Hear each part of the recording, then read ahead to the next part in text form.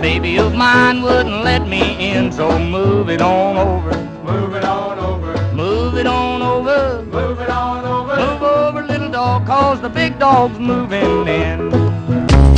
When we arrived at the airport, they put us on 2 of the helicopters and flew us and landed on the parade ground at the barracks. This is the barracks where we stayed during our training in Fort Eustis, Virginia. And the last night we were there before we were shipped out had quite a fireworks display in the barracks that brought in the MPs to quieten it down. Here we are going through the low crawl, and this was one exercise I really hated to do. There were also monkey bars everywhere that we had to go through, and yeah, that was what I hated to do also. We had to go through the gas chamber, and here you can see us putting on our masks, getting ready to go in. We also had to go to firefighting school, and this was kind of a hard school, but it was kind of a lot of fun to do. Out on the firing range, we would fire our weapons, and this is me firing my grenade launcher, and that's me on the .50 caliber. We took the boats out to the beach and practiced landing in the surf, but as you can see, there's not much of a surf, so there wasn't a big deal. Here we are packing up everything. We had to pack things in wooden crates in the big containers and get them ready to ship overseas. They shipped us out about midnight, and we left out on a Northwest Orient 707, and we're in the air for about 25 hours. This is Snake, me, and Ozzy Sabina. After about 23 hours, you can see we're a little bit pooped out. As soon as we got on the ground, we had formation, and right after formation, there was a rocket attack came in, and we had to run to the bunkers, and nobody knew where they were, so everybody just followed everybody else, and we managed to find one. Everything was all right. Welcome to sunny South Vietnam, the land of fun, sun, and monsoons. I'm out at the beach today, taking it easy, having a few beers, and me and a friend came out. We did a little rock climbing after we got half snockered, and this video is going to give you an idea of what life was really like in Vietnam for a year. I'm going to show you some of the missions we went on and all the fun we had. We could go downtown, and here I am paying Papa San to take me downtown in his Lambretta. Along the way we would see things like this Buddhist temple that is up on top of the hill. There was a lot of Buddhists in Vietnam, and here you can see they take real good care of Buddha. Downtown you'd see things like this, and this is a guy that probably lost his arm in the war, and that's probably the best he can do. Down on the streets it was like a little dirty town. The people ran these little shops along the way. Down in the town, the traffic would be real bad, but it would be motorcycles and those little Lambrettas, and there'd be a few cars, but they were mostly just little small cars. This is at the intersection. You can see the MP out there directing traffic. This is down in the market area, and they would set up their umbrellas and tents down there and sell vegetables that they brought in from the farms outside of town. And I guess people came in there either every day or every couple of days and bought the vegetables that they needed.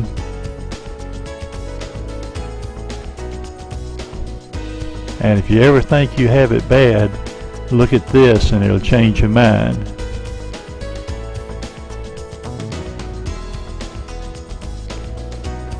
The women did most of the work there because the men were off in the army.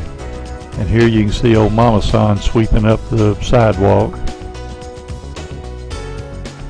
That's some kind of flowers I think they were selling there. I'm not sure what this was. The tray you see there, the front of it is filled full of teeth, and the teeth have gold still in them. And in the back part of the tray you can see the cotton and the little bit of medicine that they have. I don't know if that was a dentist or what. This is one of the sidewalk meat markets, and as you can see, the guys in there cutting every little bit of meat off they can get, and they leave the meat hanging out in the open that way with no refrigeration to keep it cold. This is inside the meat market, and as you can see, that's just raw meat laying up on the counter. I had to hold my breath and go in and take the picture and come back out because it smelled so bad inside, and there were flies all over it also. I hope I didn't ruin it for you for the next time that you sit down to eat that nice 1.5 inch thick New York strip steak, medium rare. This is Larry Acre down in town there, looking through some pictures that they're selling on the side. The people really liked us. This young lady is telling us we're #1. This is in Saigon. We had to make a run up there one day, and we had to spend the night down by the port, and we went up into town. As you can see, it's a pretty good sized city, and there's a lot of traffic and a lot more cars than all in the big city. This is the Majestic Hotel, and that's where all the dignitaries stayed when they came to Saigon. Around on the back streets there's a lot of good restaurants, and you could actually eat the food and it was safe. This is just one of the military monuments they have in town. You can see the bigger buildings here.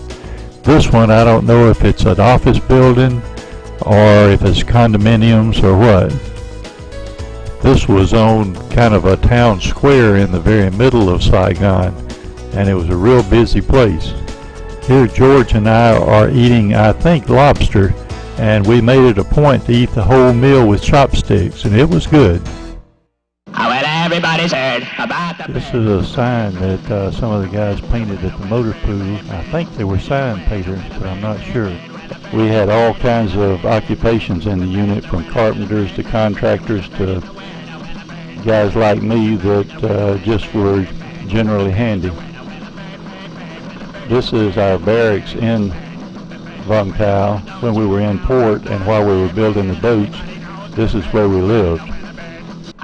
Everybody's heard about the bird. We were here for a couple of months, and we were building the hooches for the back of the boat. After we went down into the Delta, when we would come back into port, we could come up here and stay, but we always stayed on the boat. Here you can see the boats as we received them. They're the ones without the hooches, and then the ones tied up at the back, those are after we finished them and got the hooches on the back of them. We would build the hooches on shore, and then we would take a crane and put them on the back of the boat and bolt them down. After everything was on, we had to do a lot of painting, and here you can see me doing one of my least favorite jobs. Here the guys are cutting armor plating to build a barrier around the 50 caliber. It's 2 1/2 inch sheets of armor plating with 4 inches of concrete poured in between. This is the hooch inside after we finished building it, and as you can see, it's kind of a drab looking place. But after we got out on the water, we would haul mahogany plywood, and we decided to remodel. And this is what it looked like after we remodeled. We would steal a few sheets of plywood every time we made a run until we got enough. The ceiling, you can see, are just made out of 2x6 and nothing fancy at all. We took coffee cans and made recessed lighting and then trimmed it out. We painted some of the plywood and put mahogany strips and finished it off. Really turned out looking pretty good. Made it a little more homey anyway. This is an ice chest we built. It's a 3/4 inch mahogany plywood with styrofoam lining, and then it's all fiberglassed over inside. Really made a nice ice chest. I hung off the back of this boat for a couple of days with a Crown Royal bottle in my hand and painted this 7 and put a crown on top. This is our boat after we've finished, and you can see on the right hand side is our commode, and on the left hand side is a shower, and there's no walls or anything, so privacy wasn't very good. These are the 2 flags that we were fighting for. Of course, the American flag, and the green flag on the other side is the panties that belong to the stewardess of the Northwest Orient plane that took us over. She actually gave them for good luck.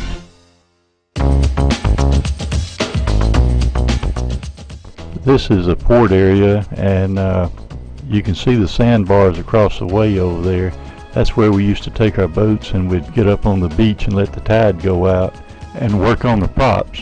One night, one of the guys went out and got a grenade and threw it over the side while we were high and dry.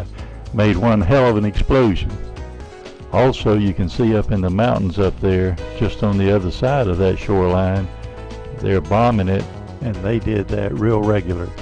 It wasn't too smart for us to go over there and work on the boat, I guess, because of security, but after we got over there, we did it and didn't even put out any guards at night.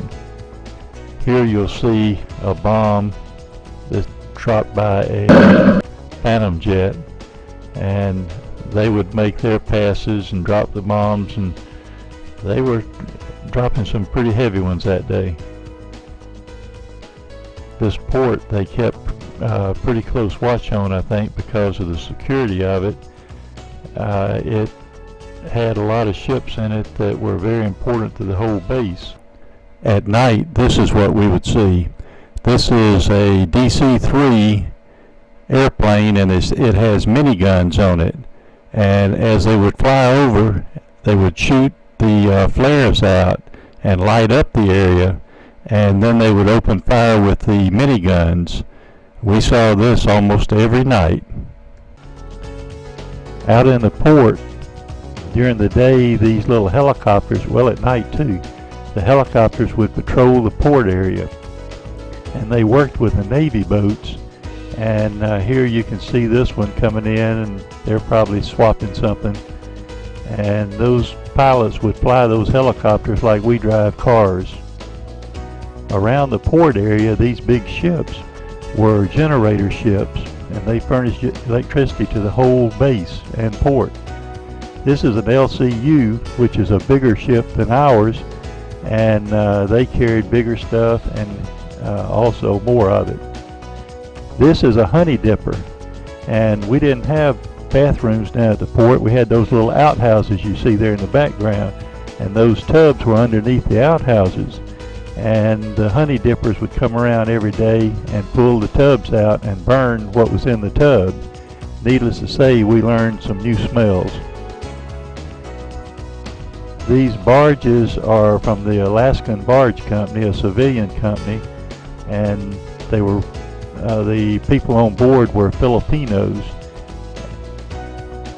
Here's our boat up on shore one day. We needed to work on the props, and we had to use the crane to pull it out. And you can see the dozer hooked to it. That's the way we got it out. There we are underneath there working. I'm sure there's a beer close by. Here's our crew. We'd been out working on the propellers that day and stopped for a beer. And if that looks like I'm standing there in my underwear, I am. But that's what we wore a lot of the time.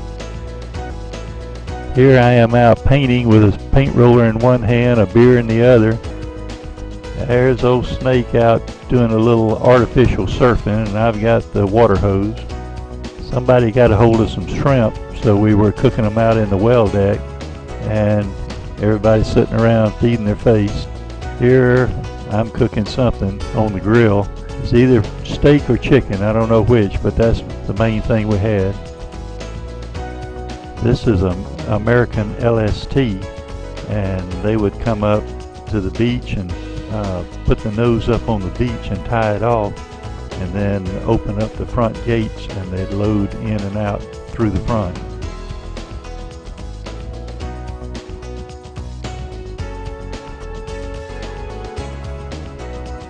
There's George back on the back, fixing to tie us up. He was the deckhand on the boat. Sometimes we'd go for a swim.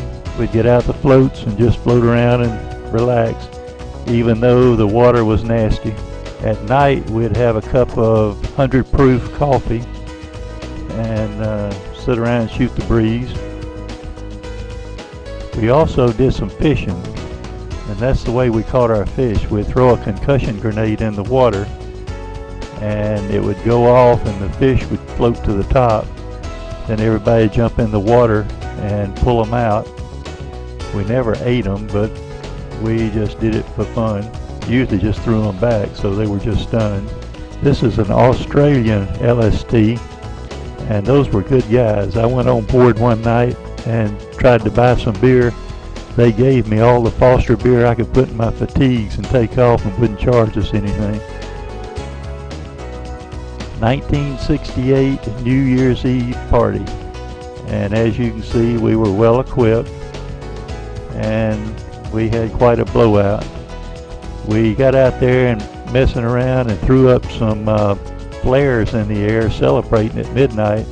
Come to find out that those flares, the color of them, meant we were under direct attack, and the river boats were there immediately to see what the problem was.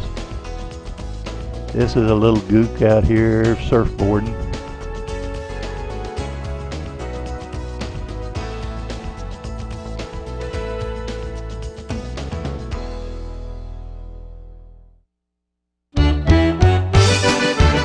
When all the boats would be in port, they would get steaks and chicken and all that kind of stuff and bring down to the port, and we'd cook out there. There was a big freezer down there that we filled with ice and kept our beer in, and needless to say, there was quite a bit of it. One of the boats carried some Australian Foster beer one time, and one of the pallets wasn't claimed, and there was 80 cases of beer on that pallet. So they took that pallet of beer and put it in a can buoy out in the harbor. This was a good group, and the camaraderie was really good, and everybody got along good together, and we didn't have any problems the whole year long, and that's unusual for that many people not to have any kind of problem. That's our grill, and I can't tell what we were eating that night.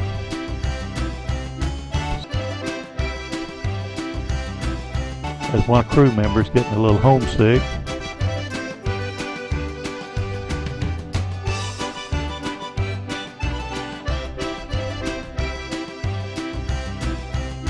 And me and my salt shaker.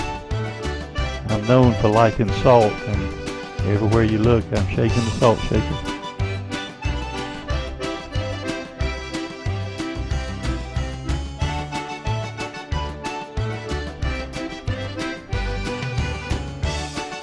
We did this real regular when we were in port. Some of these guys stayed here all the time.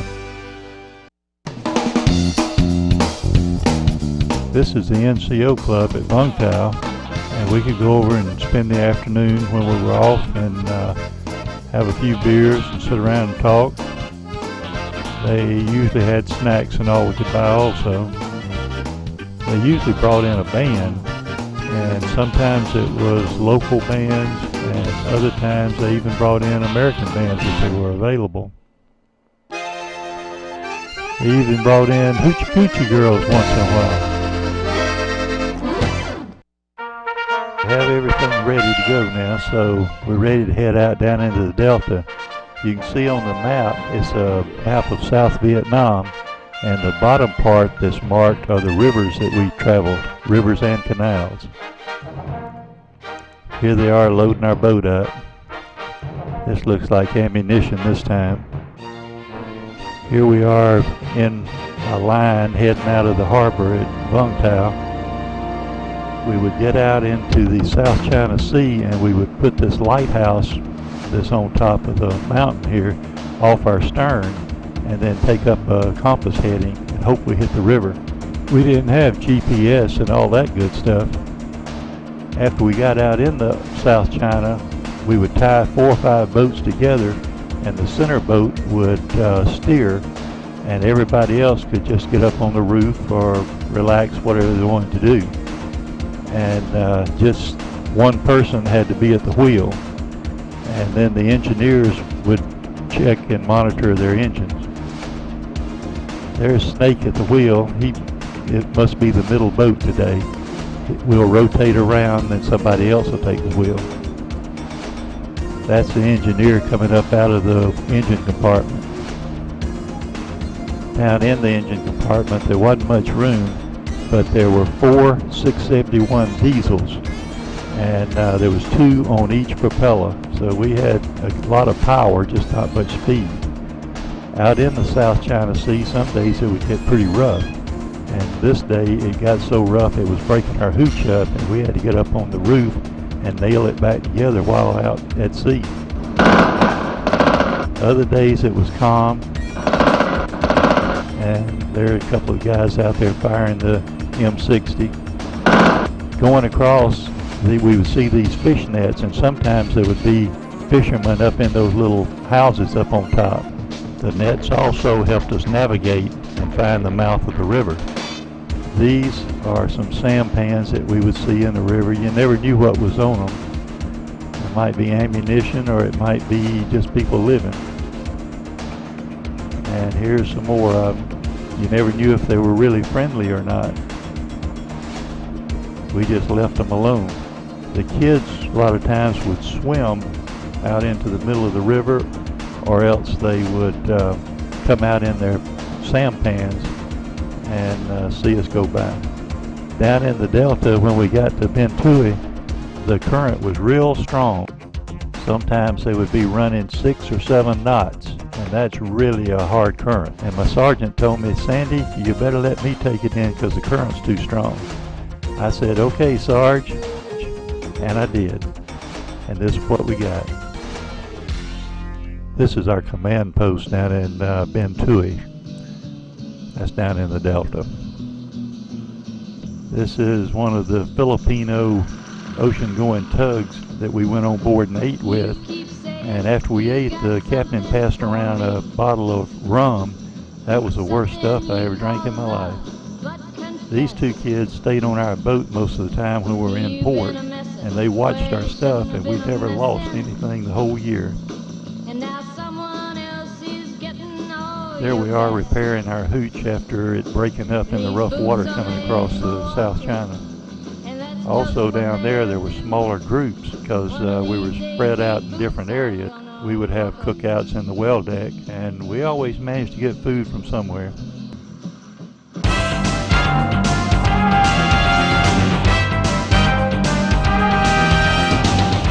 Here we are heading out in the river at Ben Tui, and as you can see, it's a wide river, and along the shoreline there's a lot of just little huts and small farms.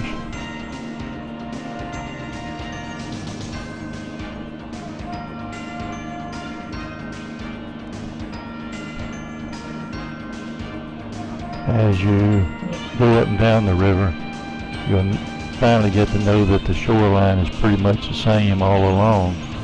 And we used to run for many hours at a time, and the scenery never seemed to really change.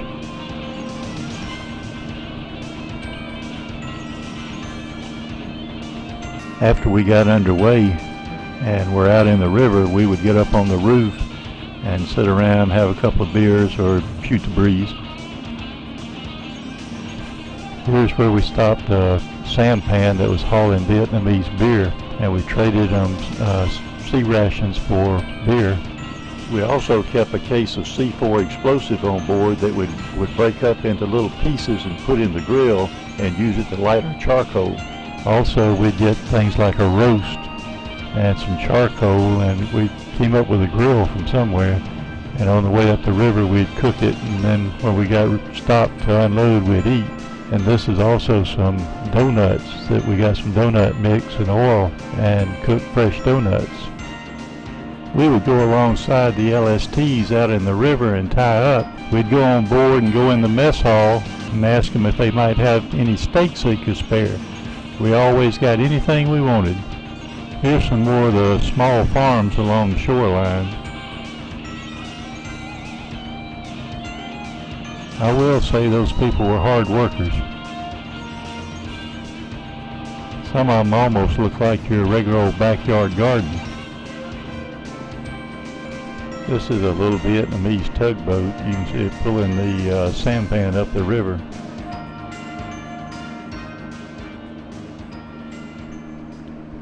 Here we're coming up on some Navy boats, and these are Navy patrol boats, and I think they've got something going on shore there because there's a group of them. These have two 327 Chevrolet engines in them and two jet drives.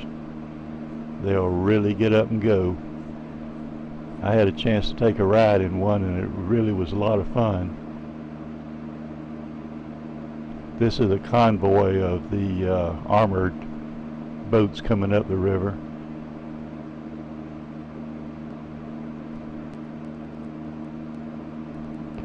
You can see the helicopters flying back and forth, working the shoreline, and there was some pretty good activity there.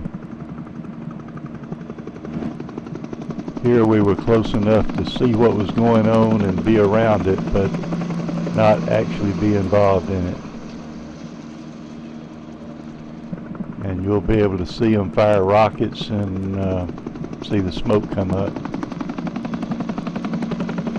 This is from the air, and these were pictures that I didn't take, but you can see the helicopter firing the rocket. This is probably what's going on down on the ground. You can see the rocket hitting the ground. The helicopter's on the ground, and the infantry is fanning out from the helicopters. And here they are burning out some hooches. These were the guys that were really taking the beating. These pictures were taken by Dave Coe. He was one of the crew members on our boat, and he knew one of the helicopter pilots and went along on a mission with them. We would run up the river during the day and anchor outside the canal at night, and then go in the next morning. During the night we would throw out concussion grenades to keep swimmers away, and we actually learned to sleep through all the noise. We did run the rivers at night, but not the canals. We would turn off our lights and use our binoculars to magnify the light at night so we could see. Okay, boys and girls, the fun part is over. So now we're going to go up in a canal, and I'll let you be the judge as to how it feels. Going into the canal, you have no idea what you're going to encounter. We just want to get the boat in and out safely. Going through this canal, I'm going to turn down the background music and add some sound effects, and you'll hear more of the actual noises and sounds that we heard as we went through. Makes it seem a little more real.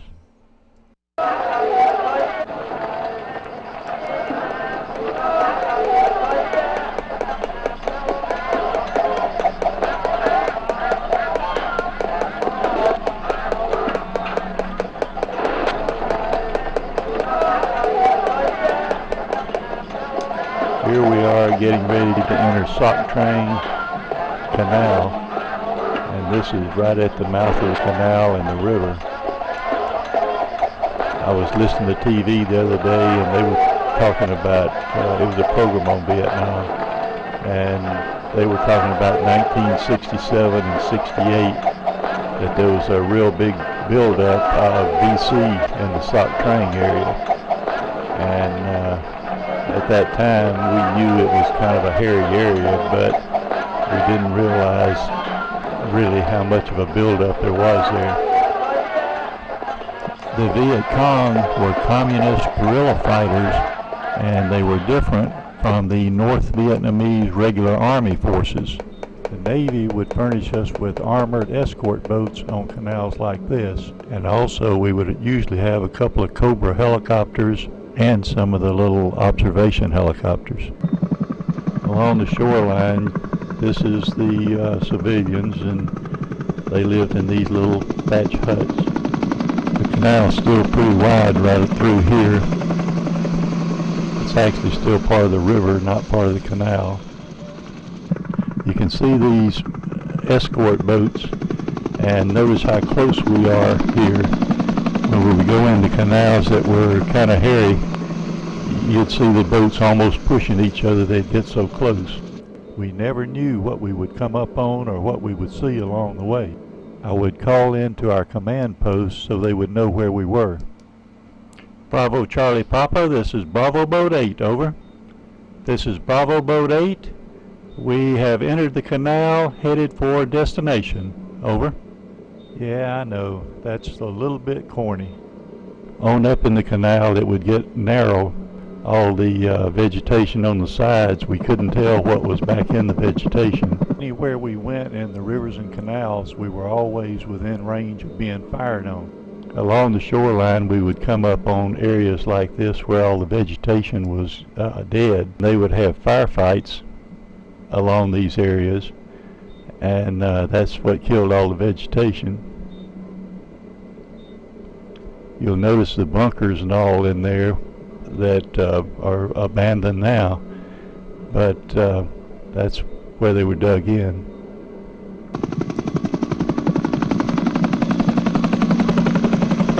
And that would have probably been the Viet Cong. This is our escort boat. As you can see, it's well armored. There's grill work around the cannon and the cruise quarter.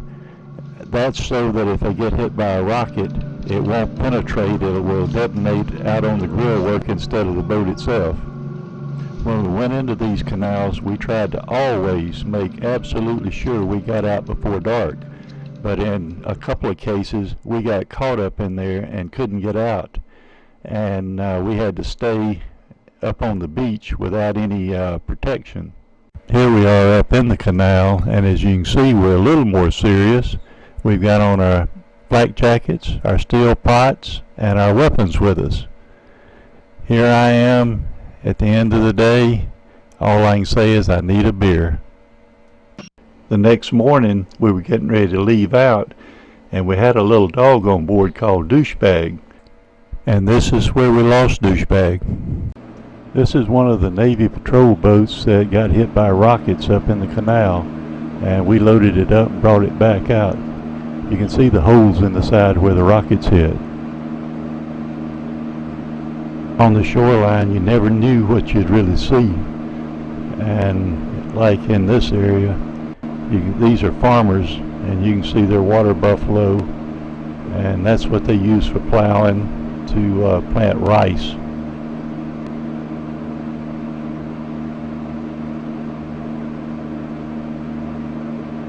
These are monks, and you'd see them rowing up the canals or in town or most anywhere around the country.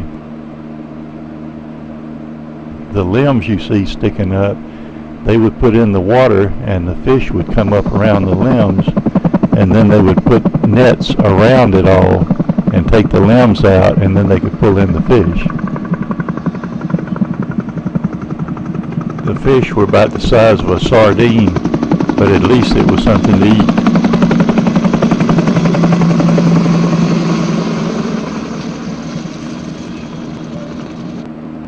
These are the LSTs out in the river, and this is where the patrol boats and the escort boats would tie up. They hardly ever got to go ashore.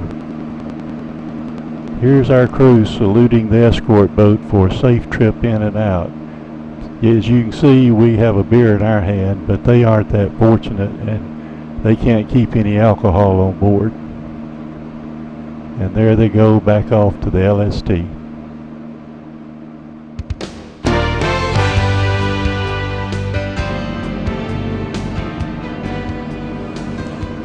These are small escort boats that the Vietnamese furnished once in a while in some of the safer canals. I don't know what good they would have done, but they were there anyway. Here you can see us trying to get them to speed up by pushing them a little bit. This is up on the beach offloading, and there's not a whole lot around. This is just an outpost. You can see these people lived in clay bunkers and huts. That's about all they had.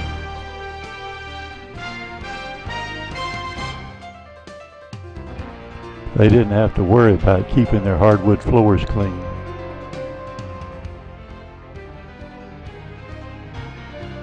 This is old Mama-san and Baby-san out in one of the bunkers, just sitting there watching us go by. The pilot of this helicopter was friends with one of the guys on the boat, and he flew down and landed where we were offloading, and about 6 of us jumped in the back of it and went for a ride. I was sitting in the gunner seat on the left-hand side facing out, and no seat belt or anything to hold me in. We took off and flew up to about 7,000 feet and buzzed around the delta, and then when we came back in for a landing, this is where we were shot at. Later I was talking to the pilot, and I told him I could hear the automatic weapons fire on the ground, and he told me no, that wasn't on the ground. What I heard was the bullet passing by just outside the helicopter in front of my face. He also said a lot of times they would shoot at the pilot and wouldn't lead the helicopter and end up hitting the gunner sitting in the back, and that's where I was sitting. I would get these little aluminum foil pans of Jiffy Pop popcorn from home, and I would go out in the well deck and pop the popcorn, and when the popcorn pan would swell up, they thought that was pretty cool. They never had seen anything like that. Then I would let them eat the popcorn. Here they are out gathering as I'm taking pictures, and eventually we'll end up with a crowd here. There's old Papa-san back there watching, make sure everything's going okay.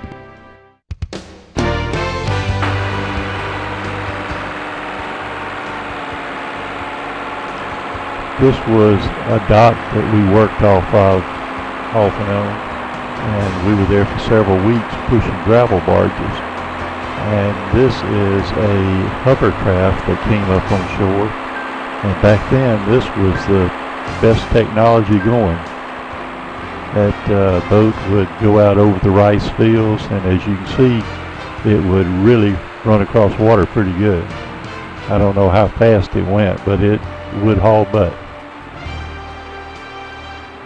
This was a fish cannery, and they used to put fish in these clay pots and put them up and let them ferment, and we could smell it way up the river. There was also a monk temple, or whatever you want to call it there. It was out in the water, and that was occupied only by the monks. This is our boats pushing some of those gravel barges, and the barges were a lot heavier than we were, plus they were a lot bigger, and they were all the boat could handle. In the town there you could see some of the buildings, and you can see the shrapnel marks on the side. This is where they had problems in the past there. This is down the main street. There again you can see the buildings with the pock marks in it. There were some civilians that worked there, and you can see the middle trailer on the right hand side has a hole in it, and that's where a rocket went through. That's where the civilian employees lived. Out in the river, the LSTs and the helicopter tender stayed out there. These are some of the boats that work next to them. This is another one that's got a helicopter pad on it. You can also see the machine guns in the side underneath the helicopter pad. There's a lot of seals worked off of that boat, and this is one of the seal minesweepers, and they gave me a ride in that, and you can see how wet I am. And It only stood about 12 inches off the surface of the water. That was one heck of a ride. This is a typical canal, and the one we're fixing to go into was up just a few miles south of Cambodia. And these huts right here were up on shore, and we went ashore, about 6 of us one day, and just looking around. And after we got in there, nobody would have anything to do with us. And as you can see in the pictures, the kids weren't coming out and wouldn't come around us, nor the people in the little shops would have anything to do with us. And there was a big truck came through town real fast while we were there, and there was about 30 or 40 guys on there with black pajamas on, and I imagine they were VC. Shortly after that, we packed up and went back to our boat. This is starting into the canal, and as you can see, it was foggy this day, and that made it kind of hard to see.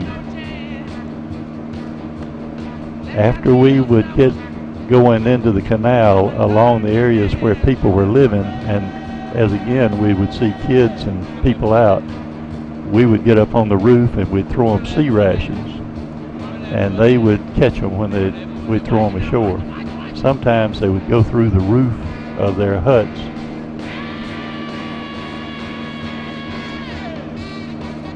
In this canal, there was always a bunch of them out there.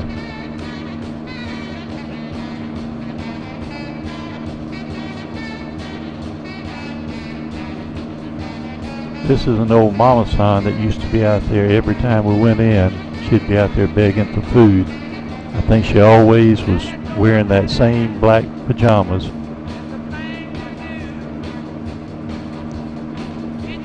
As we went on in, depending on how deep and how wide the canal was, is to how big a wake we had. And we went in day after day, and the people wouldn't take any precautions with their sampans, so finally we got tired of it and we didn't worry about it. We just went on in, and needless to say, we kind of gave some of them quite a ride.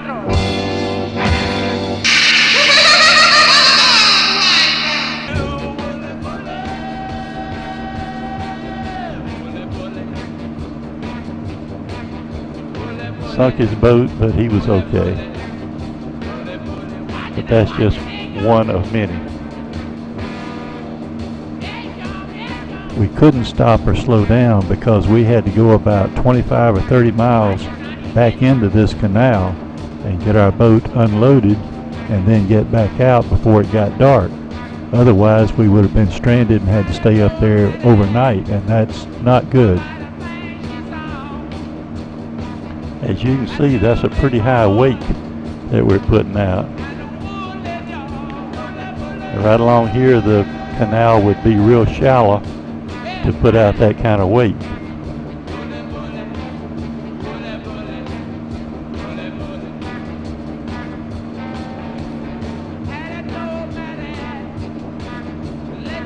It kind of got to be a game with us after a while, and we would get the movie cameras out every time we went in and take a few more shots.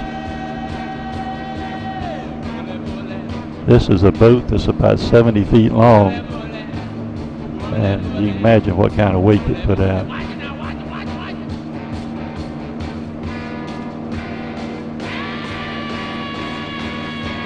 These people back in these rice fields here, where there's just one or two of them, I would almost bet they were VC lookouts.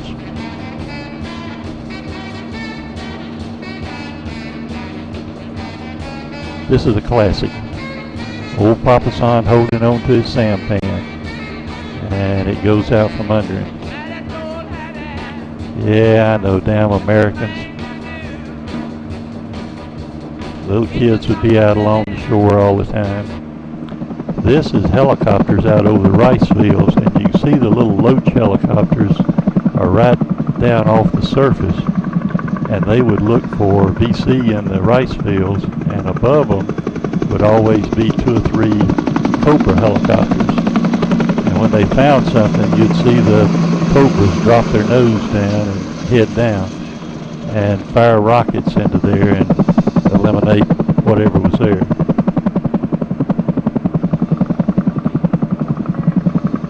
It always made us feel a little better to see them working around there, because when we came through, nobody paid much attention to us. They were watching out for the helicopters.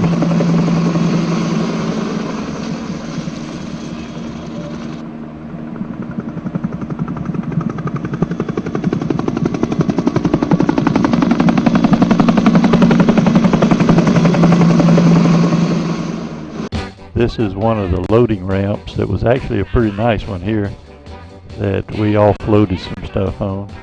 And I went up where that crowd is there and bought a big bag of charcoal. And it was big chunks of charcoal. It wasn't the little briquettes like we're used to. And we'd use that to cook food as we were going up and down the river. I would almost guarantee you he is a VC.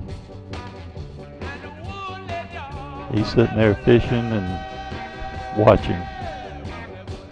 On the other side of these mountains is Cambodia, so we're only a few miles from there. This is me and one of the other guys on the crew.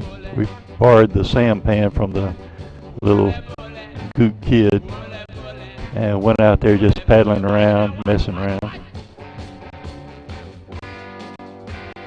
This is just some more of the huts as we were coming back out. I've been told that we drank a lot of beer over there, and now I'm going to show you why. They would back a truck down, drop a hose in the river, pump the water through a filtration system on the truck, and then back on our boat. That was our drinking water. This is a Vietnamese outpost out in the middle of nowhere, and as you can see, this young man is going out on his toilet. At least you didn't have to scrub the shower. You could even tell if he was doing a number 1 or a number 2 job that day. This woman was cleaning rats. She held up 2 or 3 of them so we could see them as we went by. And everything goes in the water. And now you know why we all drank beer. These canals were very narrow, and they were too narrow to turn the boats around. If we had started getting fire, we would have had to just go full throttle and try to get out of there. These canals were dug by the French, and they would go for miles and be perfectly straight. There's some kids out there wanting us to throw them some sea rations. As you can tell, birth control was not a high priority. These were cattle up on the platform, and I never did figure out why they kept them up there.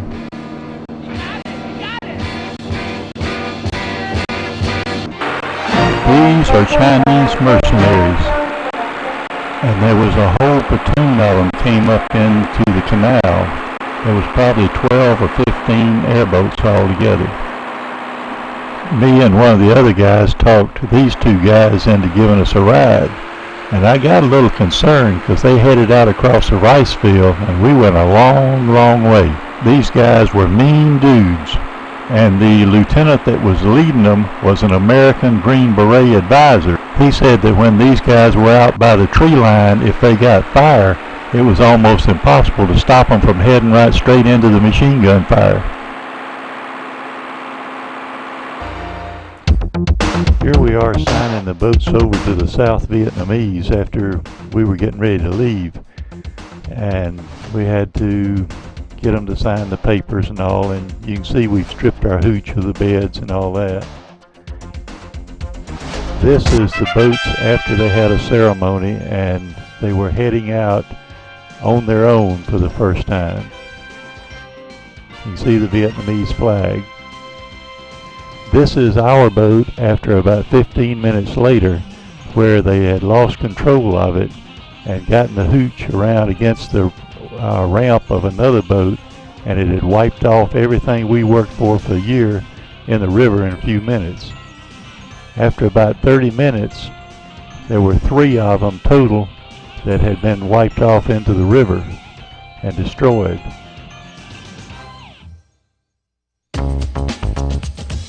Here we were getting ready to go home. doing all of our paperwork and making Uncle Sam happy. We got on this plane in Vung Tau, and they flew us to Bien Hoa Airport in Saigon. At Bien Hoa, we sat around for about 5 hours because they had to fly a plane from the Philippines to pick us up. And this was one of my favorite signs that I saw all year.